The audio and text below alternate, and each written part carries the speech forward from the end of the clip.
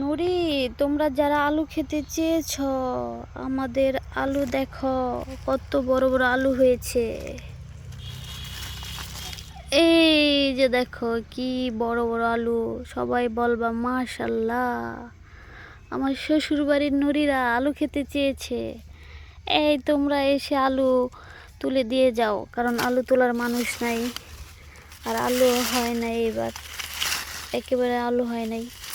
আইছিলাম আলু উঠাইতাম, এখন দেখি আলু নাই, আলু গাছের ভিতর একেবারে আলু হয় না। যদিও ক্ষেতটা অনেক সুন্দর হয়েছে, কিন্তু আলু নাই, কি জন্য নাই আল্লাহই জানে। এই যে এইটুকু কুবাইছি, তার মধ্যে এই যে আলু পাইছি। আর এগুলো আমার নতুন গাছের আম, পরে পরে নষ্ট হয়েছে। আর এই যে আলু, আলু হয়েছে না এখনো, আরও কিছুদিন পরে উঠাইতে হবে। তাই চলে যাচ্ছি, বাই।